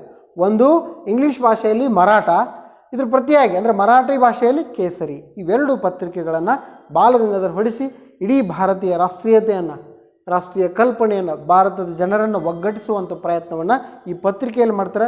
ಇದರ ತಂತ್ರವಾಗಿ ಈ ಪತ್ರಿಕೆಯಲ್ಲಿರ್ತಕ್ಕಂಥ ಬಿತ್ತರವಾಗುವಂಥ ವಾಣಿಯನ್ನು ಹಿಡ್ಕೊಂಡು ಬ್ರಿಟಿಷರು ಏನು ಮಾಡಿದರು, ಇವರನ್ನು ಅತ್ಯಂತ ಕಾಳಾಪಾಣಿಯ ರೂಪದಲ್ಲಿ ಅಂದರೆ ಅತ್ಯಂತ ದೂರವಾಗಿರ್ತಕ್ಕಂಥ ಭಾರತ ದೇಶ ಬಿಟ್ಟು ಬರ್ಮಾ ದೇಶದ ಮಂಡಲ ಜೈಲಿನಲ್ಲಿ ಅವ್ರು ಏನು ಮಾಡ್ತಾರೆ, ಜೈಲಿನಲ್ಲಿ ಅತ್ಯಂತ ಕಾಳಾಪಾಣಿಯನ್ನು ಕೊಟ್ಟಂಥ ಘಟನೆಯನ್ನು ನೋಡ್ತೀವಿ. ಅಲ್ಲಿದ್ದುಕೊಂಡ್ರೂ ಕೂಡ ಆ ಜೈಲಿನಲ್ಲಿ ಇದ್ದುಕೊಂಡು ಅಲ್ಲೇ ಬೋರ್ಡಿನಲ್ಲಿ ಅಥವಾ ಒಂದು ಗೋಡೆಯ ಮೇಲೆ ಒಂದು ಇವೆಲ್ಲ ಬರವಣಿಗೆಗಳನ್ನು ಬರೀತಾರೆ. ಅದೇ ಒಂದು ಮುಂದೆ ಗೀತಾ ರಹಸ್ಯ ಮತ್ತು the Arctic home of the Vedas ಎಂಬ ಗ್ರಂಥಗಳನ್ನು ಆ ಜೈಲಿನಲ್ಲಿ ಇದ್ದುಕೊಂಡು ಬರೆದರು ಅಂತ ನಾವು ನೋಡ್ಬೋದು. ನೆಕ್ಸ್ಟ್, ಇವರು ಬಾಲಗಂಗಾಧರ ತಿಲಕ್ ಇದಲ್ಲದೆ ಗಣೇಶ ಮತ್ತು ಶಿವಾಜಿ ಉತ್ಸವ ಹಾಗೆ ದುರ್ಗಾ ಉತ್ಸವಗಳನ್ನು ಆಯೋಜನೆ ಮಾಡೋದ್ರ ಮೂಲಕ ಜನರಲ್ಲಿ ಭಾವೈಕ್ಯತೆಯನ್ನು ಮತ್ತು ರಾಷ್ಟ್ರೀಯ ಐಕ್ಯತೆಯನ್ನು, ಜನರ ಒಗ್ಗಟ್ಟನ್ನು ತರಿಸುವಂಥ ಪ್ರಯತ್ನವನ್ನು ಯಾರು ಮಾಡಿದರು ಅಂತ ಪ್ರಶ್ನೆ ಬಂದರೆ ಗಣೇಶ ಮತ್ತು ಶಿವಾಜಿ ಉತ್ಸವ ಮತ್ತು ದುರ್ಗಾ ಉತ್ಸವವನ್ನು ಆಯೋಜನೆ ಮಾಡಿದವರು ಯಾರು ಅಂತ ಕೇಳಿದರೆ ಅದು ಕೂಡ ಬಾಲಗಂಗಾಧರ ತಿಲಕ್. ನೆಕ್ಸ್ಟ್ ಪ್ರಶ್ನೆ, ಸ್ವರಾಜ್ಯವು ನನ್ನ ಜನ್ಮಸಿದ್ಧ ಹಕ್ಕು, ಅದನ್ನು ಪಡೆದೇ ತೀರುವೆನು ಎಂದು ಹೇಳಿದಂಥ ಅಥವಾ ಸಾರಿದಂಥ ನಾಯಕರು ಯಾರು ಅಂತ ಪ್ರಶ್ನೆ ಬಂದರೆ ಅದು ಕೂಡ ಬಾಲಗಂಗಾಧರ ತಿಲಕ್. ಬರೆದಿರ್ತೀನಿ, ಸಂಕ್ಷಿಪ್ತವಾಗಿ ನೆನ್ಪಿಟ್ಟು ಬಾಲಗಂಗಾಧರ ತಿಲಕ್. ಇದು ಕೂಡ ವೆರಿ ಗುಡ್ ಕ್ವಶನ್ನು, ನೆನ್ಪಿಟ್ಕೊಡಿ. ಇವೆಷ್ಟು ಬಾಲಗಂಗಾಧರ ತಿಲಕರ ಬಗ್ಗೆ ಇರ್ತಕ್ಕಂಥ ಪ್ರಮುಖ. ಒಂದು ಗೀತಾ ರಹಸ್ಯ ಗ್ರಂಥ ಮತ್ತು the Arctic home of the Vedas ಎಂಬೆರಡು ಗ್ರಂಥವನ್ನು ಬರೆದವರು ಕೂಡ ಬಾಲಗಂಗಾಧರ ತಿಲಕ್. ಹಾಗೆ ಇವರು ಹೊರಡಿಸ್ತಕ್ಕಂಥ ಪತ್ರಿಕೆಗಳು ಯಾವುವು ಅಂತ ಕೇಳಿದರೆ ಒಂದು ಮರಾಠ, ಇದು ಇಂಗ್ಲೀಷ್ ಭಾಷೆಯಲ್ಲಿ, ಹಾಗೆ ಕೇಸರಿ ಮರಾಠಿ ಭಾಷೆಯಲ್ಲಿ, ಇವೆರಡೂ ಪತ್ರಿಕೆಗಳನ್ನು ಆಯೋಜಿಸಿ ರಾಷ್ಟ್ರೀಯತೆಯನ್ನು ಮೂಡಿಸಿದರು. ಹಾಗೆ ಗಣೇಶ ಮತ್ತು ಶಿವಾಜಿ ಉತ್ಸವ ಹಾಗೂ ದುರ್ಗಾ ಉತ್ಸವವನ್ನು ಆಯೋಜನೆ ಮಾಡಿದವರು ಯಾರು ಅಂತ ಕೇಳಿದರೆ ಅದು ಕೂಡ ಬಾಲಗಂಗಾಧರ ತಿಲಕ್. ಹಾಗೆ ಸ್ವರಾಜ್ಯವೇ ನನ್ನ ಜನ್ಮಸಿದ್ಧ ಹಕ್ಕು, ಅದನ್ನು ಪಡೆದೇ ತೀರುವೆನು ಅಂತ ಹೇಳಿದಂತಹ ಸಾರಿದಂತಹ ಸ್ವತಂತ್ರ ಹೋರಾಟಗಾರರು ಯಾರು ಅಂತ ಪ್ರಶ್ನೆ ಬಂದಾಗ ಅದು ಕೂಡ ಬಾಲಗಂಗಾಧರ್ ತಿಲಕ್. ನೆಕ್ಸ್ಟ್ ಪ್ರಶ್ನೆ, ಇಂಗ್ಲೆಂಡಿನಲ್ಲಿ ಗುಪ್ತ ಸಂಘಟನೆಗಳು ಯಾವುವು ಅಂದರೆ ಇಂಗ್ಲೆಂಡ್ ದೇಶದಲ್ಲಿದ್ದಂತಹ ಗುಪ್ತ ಸಂಘಟನೆಗಳು ಯಾವುವು ಅಂತ ಪ್ರಶ್ನೆ ಬಂದರೆ ಬೇರೆ ಯಾವ ದೇಶ, ಇಂಗ್ಲೆಂಡ್ ದೇಶದಲ್ಲಿದ್ದಂಥದ್ದು ಅಂತ ಕೇಳಿದ್ರೆ ಲೋಟಸ್ ಮತ್ತು ಡಾಗರ್, ಇವೆರಡು ನೆನ್ಪಿಟ್ಕೊಡ್ರಿ, ವೆರಿ ಗುಡ್ ಕ್ವಶನ್. ಇಂಗ್ಲೆಂಡ್ ದೇಶದಲ್ಲಿದ್ದಂಥ ಗುಪ್ತ ಸಂಘಟನೆಗಳು ಯಾವುವು ಅಂತ ಕೇಳಿದ್ರೆ ಲೋಟಸ್ ಮತ್ತು ಡಾಗರ್, ಇವೆರಡು. ನೆಕ್ಸ್ಟ್, ಅಮೇರಿಕದಲ್ಲಿದ್ದಂತಹ ಗುಪ್ತ ಸಂಘಟನೆ ಯಾವುದು ಅಂತ ಪ್ರಶ್ನೆ ಬಂದರೆ ಗದ ಅಥವಾ ಗದರ್ ಅಂತ ಕರೀತಾರೆ. ಇದನ್ನೇ ಗದರ್ ಅಥವಾ ಗದ್ದ ಅಂತ ಕರೀತಾರೆ. ಗದ ಅನ್ನೋದು ಗದ, ಇದು ಅಮೇರಿಕ ದೇಶದಲ್ಲಿದ್ದಂತಹ ಗುಪ್ತ ಸಂಘಟನೆ. ಯಾವುದಂತ ಕೇಳಿದ್ರೆ ಅಮೇರಿಕ ದೇಶದಲ್ಲಿದ್ದಂಥ ಗುಪ್ತ ಸಂಘಟನೆ ಯಾವುದು ಅಂದರೆ ಗದದ್. ಇಂಗ್ಲೆಂಡ್ ದೇಶದಲ್ಲಿದ್ದಂಥ ಗುಪ್ತ ಸಂಘಟನೆ ಯಾವುದು, ಲೋಟಸ್ ಮತ್ತು ಡಾಗರ್. ಹಾಗೆ ಭಾರತ ದೇಶದಲ್ಲಿದ್ದಂತಹ ಗುಪ್ತ ಸಂಘಟನೆಗಳು ಯಾವುವು ಅಂತ ಪ್ರಶ್ನೆ ಬಂದರೆ ಅನುಶೀಲನ ಸಮಿತಿ, ನೆನ್ಪಿಟ್ಟುಕೊಳ್ಳಿ, ಅನುಶೀಲನ ಸಮಿತಿ ಹಾಗೆ ಅಭಿನವ ಭಾರತ. ಅನುಶೀಲನ ಸಮಿತಿ ಮತ್ತು ಅಭಿನವ ಭಾರತ ಇವು ಭಾರತ ದೇಶದಲ್ಲಿದ್ದಂತಹ ಗುಪ್ತ ಸಂಘಟನೆಗಳು ಯಾವುವು ಅಂತ ಕೇಳಿದ್ರೆ ಅನುಶೀಲನ ಸಮಿತಿ ಮತ್ತು ಅಭಿನವ ಭಾರತ ಇವೆರಡು ಭಾರತ ದೇಶದಲ್ಲಿದ್ದಂಥ ಗುಪ್ತ ಸಂಘಟನೆಗಳು. ಈಗ ನಾನು ನಿಮಗೆ ಅದಕ್ಕಿಂತ ಮುಂಚೆ ನಾನು ಹೇಳಿದೆ ಏನಾಯಿತು, ಭಾರತದ ರಾಷ್ಟ್ರೀಯ ಕಾಂಗ್ರೆಸ್ ಏನಾಯಿತು 1905ರಲ್ಲಿ ಒಡಿತೈತಿ, ಒಡೆದು 3 ಭಾಗಗಳಾಗುತ್ತೆ ಅಂತ ಹೇಳಿದೆ ನಾನು. ಒಂದು ಮಂದಗಾಮಿಗಳಾಗತ್ತೆ, ಇನ್ನೊಂದು ತೀವ್ರವಾದಿಗಳಾಗತ್ತೆ, ಇನ್ನೊಂದು ಕ್ರಾಂತಿಕಾರಿಗಳ ಅಂತ ಹೇಳಿದೆ. ಅವರು ಆ ನಾಯಕರು ಯಾರ್ಯಾರು ಇದ್ರ ಮೇಲೂ ಕೂಡ ಪ್ರಶ್ನೆ ಬರ್ಬೋದು. ಏನಂತ, ಈಗ ಮಂದಗಾಮಿಗಳನ್ನು ಕೊಟ್ಟು ಅದರಲ್ಲಿ ಒಬ್ಬ ತೀವ್ರವಾದಿಗಳ ನಾಯಕರನ್ನು ಕೊಟ್ಟು ಇದು ಅಲ್ಲದೇ ಇರತಕ್ಕಂತಹ ನಾಯಕರನ್ನು ಯಾರು ಅಂತ ಬಂದಾಗ ಇಲ್ಲಿ ಪ್ರಶ್ನೆ ಬರುತ್ತೆ. ಗಮನ ಇಟ್ಕೊಳ್ಳಿ, ಮಂದಗಾಮಿಗಳು ಯಾರ್ಯಾರು ಅನ್ನೋದನ್ನು ಪ್ರಶ್ನೆ ನೋಡ್ಕೊಳ್ಳಿ. WC ಬ್ಯಾನರ್ಜಿ, MG ರಾನಡೆ, ಸುರೇಂದ್ರನಾಥ್ ಬ್ಯಾನರ್ಜಿ, ದಾದಾಬಾಯಿ ನವರೋಜಿ, ಗೋಪಾಲಕೃಷ್ಣ ಗೋಖಲೆ ಇವರು ಮಂದಗಾಮಿಗಳ ನಾಯಕರು. ಗಮನ ಇಟ್ಕೊಳ್ಳಿ, WC ಬ್ಯಾನರ್ಜಿ, MG ರಾನಡೆ ಅಂದರೆ ಮಹಾದೇವ್ ಗೋವಿಂದ ರಾನಡೆ ಅಂತ ಕರಿತೀವಿ, ಹಾಗೆ ಸುರೇಂದ್ರನಾಥ್ ಬ್ಯಾನರ್ಜಿ, ದಾದಾಬಾಯಿ ನವರೋಜಿ ಮತ್ತು ಗೋಪಾಲಕೃಷ್ಣ ಗೋಖಲೆ. ಎಸ್, ಇವರು ಈ 5 ಜನ ಮಹಾನಾಯಕರನ್ನು ಮಂದಗಾಮಿಗಳ ನಾಯಕರು ಅಂತ ಕರಿತೀವಿ. ಜೊತೆಗೆ ಇವರು ಗಮನಿಸಿಟ್ಕೊಂಡಿರ್ಬೋದು, ಗೋಪಾಲಕೃಷ್ಣ ಗೋಖಲೆ ಇವರು ಮಹಾತ್ಮ ಗಾಂಧೀಜಿಯ ರಾಜಕೀಯ ಗುರು ಕೂಡ ಆಗಿದ್ದರು ಅಂತ ನಾವು ಗಮನಿಸ್ಬೋದು. ನೆಕ್ಸ್ಟ್, ಇವು ಮಂದಗಾಮಿಗಳ ಒಂದು ನೀತಿ ಅಥವಾ ಧೋರಣೆ ಏನಾಗಿತ್ತು ಅಂತ ಕೇಳಿದ್ರೆ ಪ್ರಶ್ನೆ ಇದ್ರ ಮೇಲೂ ಕೂಡ ಪ್ರಶ್ನೆ ಬರುತ್ತೆ. ಇವರು ಬ್ರಿಟಿಷರ ಆಳ್ವಿಕೆ ಮತ್ತು ನ್ಯಾಯಪರತೆಯಲ್ಲಿ ನಂಬಿಕೆ ಇಟ್ಟವರು. ಅಂದರೆ ಅವ್ರ ಬಗ್ಗೆ, ಅವರ ಆಡಳಿತ ಬಗ್ಗೆ ನ್ಯಾಯ ಮತ್ತು ನ್ಯಾಯತೆಯಲ್ಲಿ ಇವರು ನಂಬಿಕೆ ಇಟ್ಟಂಥ ನಾಯಕರು ಅಂತ ಹೇಳ್ಬೋದು, ಆ ಒಂದು ಯುಗ ಅಂತ ಹೇಳ್ಬೋದು. ಹಾಗೆ ಸಂವಿಧಾನಿಕವಾದ ಚೌಕಟ್ಟಿನೊಳಗೆ ಪ್ರಾರ್ಥನೆ ಮತ್ತು ಮನವಿಯ ಮೂಲಕ ಇವ್ರದ್ದು ನೀತಿ ಏನಾಗಿತ್ತು ಅಂದರೆ, ಸಂವಿಧಾನದ ಚೌಕಟ್ಟಿನ ಒಳಗಡೆ ಏನು ಮಾಡಬೇಕು ನಾವು, ನ್ಯಾಯಯುತವಾಗಿ ಅಂದರೆ ಪ್ರಾರ್ಥನೆ ಮೂಲಕ ಮತ್ತು ಮನವಿಯ ಮೂಲಕ ಏನು ಮಾಡಬೇಕು ನಾವು, ಸ್ವತಂತ್ರವನ್ನು ಅಂದರೆ ಬ್ರಿಟಿಷ್ ಸರ್ಕಾರಕ್ಕೆ ಮನವಿ ಮತ್ತು ಪ್ರಾರ್ಥನೆ ಮೂಲಕ ಮನವರಿಕೆ ಮಾಡಿಕೊಡುವಂಥ ಪ್ರಯತ್ನ ಈ ಮಂದಗಾಮಿಗಳು ಕೂಡ ಮಾಡಿದರು. ಜೊತೆಗೆ ಇವರು ಸಭೆ ಚರ್ಚಿಸಿ ಮತ್ತು ಅಲ್ಲಿ ಸರ್ಕಾರಕ್ಕೆ ಮನವಿ ಸಲ್ಲಿಸುವಂಥ ಪ್ರಯತ್ನ ಇವರು ಯಾರು ಮಾಡಿದರು, ಮಂದಗಾಮಿಗಳು ಮಾಡಿದರು. ಇವರು ಈ ನೀತಿಯನ್ನು ಅಂದರೆ ಬ್ರಿಟಿಷ್ ಆಳ್ವಿಕೆಯಲ್ಲಿ ಮತ್ತು ನ್ಯಾಯಪರತೆಯಲ್ಲಿ ನಂಬಿಕೆ ಇಟ್ಟವರು, ಹಾಗೆ ಸಂವಿಧಾನಾತ್ಮಕವಾದಂಥ ಚೌಕಟ್ಟಿನೊಳಗೆ ಪ್ರಾರ್ಥನೆ ಮತ್ತು ಮನವಿ ಮೂಲಕ ಒಂದು ಕಾರ್ಯವನ್ನು ಕೈಗೊಂಡಂಥವ್ರು ಯಾರು ಅಂದರೆ ಮಂದಗಾಮಿಗಳು. ಮಂದಗಾಮಿ ನಾಯಕರು ಯಾರು ಅಂತ ಕೇಳಿದ್ರೆ ಇವರು. ಎಸ್, ಈಗ ನೆಕ್ಸ್ಟ್ ತೀವ್ರವಾದಿಗಳು ಬರುತ್ತೆ. ಇವ್ರ ನಿಲುವೇನಾಗಿತ್ತು, ಇವ್ರದ್ದೊಂದು ಭಾವನೆಗಳು ಅಥವಾ ಇವರಲ್ಲಿ ಇರ್ತಕ್ಕಂಥ ಒಂದು ನೀತಿಗಳು ಏನಾಗಿದ್ದವು ಅನ್ನೋದನ್ನು ನೋಡ್ಕೊಳ್ಳಿ. ಇವರು ಈ ಮಂದಗಾಮಿಗಳ ನೀತಿಯನ್ನು ತೀವ್ರವಾಗಿ ವಿರೋಧಿಸುವಂಥವ್ರು ಯಾರ್ಯಾರು, ಅರವಿಂದ್ ಘೋಷ್, ಬಿಪಿನ್ ಚಂದ್ರಪಾಲ್, ಲಾಲಾ ಲಜಪತ್ ರಾಯ್, ಬಾಲಗಂಗಾಧರ್ ತಿಲಕ್. ಇವರನ್ನು ನಾವು ಸಂಕ್ಷಿಪ್ತವಾಗಿ ಏನು ಹೇಳ್ತೀವಿ ಅಂದರೆ ಲಾಲ್ ಬಾಲ್ ಪಾಲ್. ನೆನ್ಪಿಟ್ಕೊಡ್ರಿ, ಲಾಲ್ ಬಾಲ್ ಪಾಲ್ ಅಂದರೆ ಲಾಲಾ ಲಜಪತ್ ರಾಯ್, ಬಾಲಗಂಗಾಧರ್ ತಿಲಕ್, ಬಿಪಿನ್ ಚಂದ್ರಪಾಲ್ ಅಂತ ಕರಿತೀವಿ ನಾವು. ಇವರು ಈ ಒಂದು ತೀವ್ರವಾದಿಗಳು ಅಂದರೆ ಈ ತೀವ್ರವಾದಿ ಗುಂಪಿನ ಪ್ರಮುಖ ನಾಯಕರು. ಇದ್ರ ಜೊತೆಗೆ ಅರವಿಂದ್ ಘೋಷು ಕೂಡ ಈ ತೀವ್ರವಾದಿ ನಾಯಕರಲ್ಲಿ ಕೂಡ ಬರ್ತಾಯಿದ್ರು. ನಂತರ ಅವರು ಮುಂದೆ ಕ್ರಾಂತಿಕಾರಿಗಳು ಆಗಿದ್ದು ಅನ್ನೋದು ಕೂಡ ನಾವು ನೋಡ್ಬೋದು. ಸರಿ, ಇವ್ರ ನೀತಿ ಏನಾಗಿತ್ತು, ಈ ಒಂದು ತೀವ್ರವಾದಿಗಳ ನೀತಿ ಏನಾಗಿತ್ತು ಅಂದರೆ ಗಮನಿಸಿಕೊಡಿ, ಈ ಒಂದು ಮೃದು ಧೋರಣೆ, ಈ ಮಂದಗಾಮಿಗಳ ಮೃದು ಧೋರಣೆಯನ್ನು ವಿರೋಧಿಸ್ತಕ್ಕಂಥವ್ರು ಮತ್ತು ಇವರನ್ನು ರಾಜಕೀಯ ಭಿಕ್ಷುಕರು ಅಂತ ಕೂಡ ಕರೆದವರು ಇವರೇ. ಜೊತೆಗೆ ಇವ್ರು ಏನಾಗುತ್ತೆ ನೋಡಿ, ಈ ಮೃದು ಧೋರಣೆಯನ್ನು ಟೀಕಿಸುವಂಥವ್ರು ಮತ್ತು ತೀವ್ರವಾದಂತಹ ನಿಲುವನ್ನು ಪ್ರತಿಪಾದಿಸಿದಂತಹ ಒಬ್ಬ ನಾಯಕರನ್ನು ನಾವೇನು ಕರಿತೀವಿ ಈ ತೀವ್ರವಾದಿಗಳು ಅಂತ. ಯಾಕೆ ಅವ್ರನ್ನ ಕೈ ಒಡ್ಡಿ ಬೇಡ್ಕೊಳ್ತೀರಾ, ಅವರಿಗೆ ನಾವೇನು ಮಾಡೋಣ, ಪ್ರತಿತಂತ್ರವನ್ನು ಹೂಡೋಣ, ಕೇಳಬಾರ್ದು ಅಂದರೆ ಒಂದು ತೀವ್ರವಾಗಿರ್ತಕ್ಕಂಥ ಪ್ರತಿಭಟನೆ ಮಾಡೋಣ. ಅಂದರೆ ಆ ಮೂಲಕ ನಾವು ಏನು ಮಾಡೋಣ, ಬ್ರಿಟಿಷ್ ಸರ್ಕಾರಕ್ಕೆ ಮನವಿಯನ್ನು ಮಾಡ್ಕೊಳ್ಳೋಣ. ಅಂದರೆ ಆ ಬ್ರಿಟಿಷ್ ಸರ್ಕಾರಕ್ಕೆ ತೀವ್ರವಾಗಿರ್ತಕ್ಕಂಥ ನಿಲುವನ್ನು ಪ್ರತಿಪಾದಿಸುವ ಮೂಲಕ ನಾವು ಸ್ವಾತಂತ್ರ್ಯವನ್ನು ಪಡ್ಕೊಳ್ಳೋಣ ಅನ್ನುವ ನೀತಿ ಈ ಒಂದು ಅಂದರೆ ಮೃದು ಧೋರಣೆಯನ್ನು ಟೀಕೆ ಮಾಡ್ತಕ್ಕಂಥವ್ರು. ಇದು ಪ್ರಶ್ನೆ ಬಂದರೆ ಗಮನ ಇಟ್ಕೊಳ್ಳಿ. ನೆಕ್ಸ್ಟ್, ಯಾರನ್ನ ಕ್ರಾಂತಿಕಾರಿಗಳು, ಯಾರ್ಯಾರು ಅವ್ರ ನಾಯಕರು ಅಂದಾಗ ನೆನ್ಪಿಟ್ಕೊಳ್ಳಿ. ಇಲ್ಲೇ VD ಸಾವರ್ಕರ್ ಅಂದರೆ ವಿನಾಯಕ ದಾಮೋದರ್ ಸಾವರ್ಕರ್ ಅಂತ ಕರಿತಾ ಇದ್ವಿ. ಹಾಗೆ ಅಶ್ವಿನಿ ಕುಮಾರ್ ದತ್ತ, ರಾಜ್ ನಾರಾಯಣ್ ಬೋಸ್ ಅಂಥೇಳಿ, ಹಾಗೆ ಅರವಿಂದ್ ಘೋಷ್, ರಾಜ್ಗುರು, ಚಾಕ್ಸಿಕರ್ ಸಹೋದರರು, ಹಾಗೆ ವಿಷ್ಣು ಶಾಸ್ತ್ರಿ, ನೆಕ್ಸ್ಟ್ ಚಂಪೋಕರ್ ಅವರು, ಹಾಗೆ ಶ್ಯಾಮಾಜಿ ಕೃಷ್ಣ ವರ್ಮಾ, ರಾಸ್ ಬಿಹಾರಿ ಬೋಸ್, ಮೇಡಮ್ ಕಾಮಾ, ನೆಕ್ಸ್ಟ್ ಖುದಿರಾಮ್ ಬೋಸ್, ರಾಮ್ ಪ್ರಸಾದ್ ಬಿಸ್ಮಿಲ್ಲಾ, ಅಶ್ವಕುಲ್ಲಾ ಖಾನ್, ಭಗತ್ ಸಿಂಗ್, ಜಿತಿನ್ ದಾಸ್, ಚಂದ್ರಶೇಖರ್ ಆಜಾದ್. ಇವರು ಈ ಕ್ರಾಂತಿಕಾರಿಯ ಪ್ರಮುಖವಾಗಿರ್ತಕ್ಕಂಥ ನಾಯಕ. ಇವರಲ್ಲಿ 3 ಮಂದಿ ಹೇಳಿದೆ ನಾನು. ಅದರಲ್ಲಿ ಈಗ ಉದಾಹರಣೆಗೆ ಇವರಲ್ಲಿ 3 ಜನ ಕೊಡ್ತಾರೆ, ಕೊಟ್ಟು ಇವರ ಒಬ್ಬರನ್ನು ಕೊಟ್ಟಿರ್ತಾರೆ. ಆವಾಗ ಈ ತೀವ್ರವಾದಿ ಗುಂಪಿನಲ್ಲಿ ಇರದೇ ಇರುವಂತಹ ನಾಯಕರು ಯಾರು ಅಂತ ಪ್ರಶ್ನೆ ಬಂದಾಗ ಆಗ ಕೊಟ್ಟಿರ್ತಾರೆ. ಇದು ಮೇಡಮ್ ಕಾಮ ಅವ್ರನ್ನ ಕೊಡ್ತಾರೆ, ಇವು 3 ಮಂದಿ ಕೊಟ್ಟಿರ್ತಾರೆ, ಲಾಲ್ ಬಾಲ್ ಪಾಲ್ ಕೊಟ್ಟಿರ್ತಾರೆ. ಇವರು ಅಲ್ಲದವರನ್ನ ಯಾರು ಅಂತ ಕೇಳಿದಾಗ ಈ ಬರ್ಬೋದು. ಅಂದರೆ ಈ ರೀತಿ ಮಂದಗಾಮಿಗಳನ್ನು ಕೂಡ ಕೊಟ್ಟಿರ್ತಾರೆ. ಇದರಲ್ಲಿ ಯಾರು ಅಂತ ಇದನ್ನು ಗಮನ ಇಟ್ಕೊಡ್ರಿ. ವಿ ಡಿ ಸಾವರ್ಕರ್, ಅಶ್ವಿನಿ ಕುಮಾರ್ ದತ್ತ, ರಾಜನಾರಾಯಣ್ ಘೋಷ್ ಅಂತೇಳಿ, ಅರವಿಂದ್ ಘೋಷ್, ರಾಜ್ಗುರು, ಚಂದ್ರಶೇಖರ್ ಆಜಾದ್, ಚಾಕ್ಷಿಕರ್ ಸಹೋದರರು, ವಿಷ್ಣು ಶಾಸ್ತ್ರಿ, ಚಂಪುಕರ್ ಅವರು, ಶ್ಯಾಮಾಜಿ ಕೃಷ್ಣವರ್ಮ, ರಾಸ್ ಬಿಹಾರಿ ಬೋಸ್, ಮೇಡಮ್ ಕಾಮ, ಖುದಿರಾಮ್ ಬೋಸ್, ರಾಮ್ ಪ್ರಸಾದ್ ಬಿಸ್ಮಿಲ್ಲಾ, ಅಷ್ಕುಲ್ಲಾ ಖಾನ್, ಭಗತ್ ಸಿಂಗ್, ಜತಿನ್ ದಾಸ್, ಚಂದ್ರಶೇಖರ್ ಆಜಾದ್. ಇವರು ಈ ಕ್ರಾಂತಿಕಾರಿಗಳ ನಾಯಕರು. ಎಸ್, ಇವ್ರದ್ದೊಂದು ನೀತಿ ಏನಾಗಿತ್ತು ಅನ್ನೋದು ನೋಡ್ರಿ. ಇವರು ಪೂರ್ಣ ಸ್ವತಂತ್ರದ ಕನಸು ಕಂಡವರು. ಕೇಳಿದ ಪ್ರಶ್ನೆ, ಪೂರ್ಣ ಸ್ವತಂತ್ರದ ಕನಸು ಕಂಡಂತಹ ಈ 3 ನಾಯಕರಲ್ಲಿ ಯಾರು ಅಂತ ಕೇಳಿದ್ರೆ ತೀವ್ರವಾದಿಗಳು ಅಂತ ಇಟ್ಕೊಂಡ್ರೆ. ಮತ್ತು ಇವರು ಹಾಗೆ ಅಲ್ಲ, ಇವ್ರದ್ದು ಹೇಗಿತ್ತು ಅಂದರೆ ಹಿಂಸಾತ್ಮಕವಾದಂಥ ಮಾರ್ಗವನ್ನು ಅನುಸರಿಸ್ತಾ ಇದ್ರು.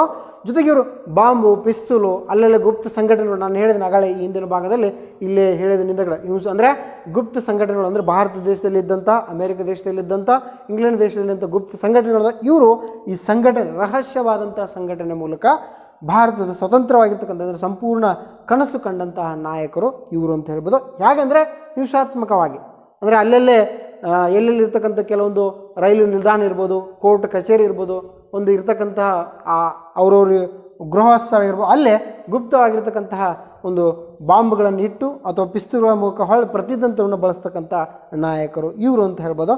ಇಲ್ಲೇ ಕೆಲವೊಂದು ಪಾಯಿಂಟ್ ಗಮನ ಕೊಟ್ಟಿದ್ದೀನಿ, ಗಮನ ಇರಲಿ. 1857 ಭಾರತದ ಪ್ರಥಮ ಸ್ವಾತಂತ್ರ್ಯ ಸಂಗಮ ನಡೆದಂಥ ಘಟನೆ. 1858 ಹೇಳಿದ್ದೀನಿ, ಈಸ್ಟ್ ಇಂಡಿಯಾ ಕಂಪನಿ ಅಂತ್ಯವಾಗಿ ಇಂಗ್ಲೆಂಡಿನ ರಾಣಿ ನೇರ ಆಡಳಿತ ಆರಂಭ ಆಗುತ್ತೆ. ಇಲ್ಲಿ 1861 ಭಾರತೀಯ ಕಾನೂನು ರೂಪಿಸುವಲ್ಲಿ ಭಾರತೀಯರನ್ನು ಕೂಡ ನೇಮಕವಾದಂಥ ಒಂದು ಶಾಸನ. ನೆಕ್ಸ್ಟ್ 1885 ಏನು ಅಂತ ಕೇಳಿದರೆ ಭಾರತೀಯ ರಾಷ್ಟ್ರೀಯ ಕಾಂಗ್ರೆಸ್ನ ಸ್ಥಾಪನೆಯಾದಂಥ ವರ್ಷ ಅಂತ ಹೇಳ್ಬೋದು. ಹಾಗೆ 1885ರಿಂದ 1905 ಕಾಲಾವಧಿಯನ್ನು ನಾವು ಮಂದಗಾಮಿಗಳ ಕಾಲಾವಧಿ ಅಂದರೆ 20 ವರ್ಷದ ಪ್ರಾರಂಭಿಕದಂತ ಹೇಳ್ತೀವಲ್ಲ, ಇದು ಮಂದಗಾಮಿಗಳ ಕಾಲಾವಧಿ ಅಂತ ಹೇಳ್ಬೋದು. ನೆಕ್ಸ್ಟ್ 1905 ಏನಂತ ಕೇಳಿದರೆ ಇಲ್ಲೇ ಬಂಗಾಳ ಪ್ರಾಂತವನ್ನು ವಿಭಾಗಿಸಿದಂತಹ ವರ್ಷ. ಅಂದರೆ ಲಾರ್ಡ್ ಕರ್ಜನನ್ನು ಏನು ಮಾಡಿಬಿಟ್ಟ, ಈ ಬಂಗಾಳ ಪ್ರಾಂತವನ್ನು ಏನು ಮಾಡಿಬಿಟ್ಟ, ಈತ 1905ರಲ್ಲಿ ಬಂಗಾಳ ಪ್ರಾಂತವನ್ನು ಕೋಮುವಾದ ಆಧಾರದ ಮೇಲಿಂದ ಒಡೆದಾಳುವ ನೀತಿ ಆಧಾರದ ಮೇಲಿಂದ ಈ ಬಂಗಾಳ ಪ್ರಾಂತವನ್ನು 1905 ಒಡೆದಂತ ಹೇಳ್ಬೋದು. ನೆಕ್ಸ್ಟ್ 1906 ಏನಂತ ಕೇಳಿದ್ರೆ ಇಲ್ಲೇ ಮುಸ್ಲಿಂ ಲೀಗ್ ಅಂದರೆ ಒಂದು ಪ್ರತ್ಯೇಕವಾಗಿರ್ತಕ್ಕಂಥ ಒಂದು ಸಂಸ್ಥೆ 1906ರಲ್ಲಿ ಮುಸ್ಲಿಂ ಲೀಗ್ ಸ್ಥಾಪನೆ ಆಯಿತು ಅಂತ ಹೇಳಿ ಬರೆದಿರ್ತೀನಿ, ಗಮನ ಇಟ್ಕೊಡ್ರಿ.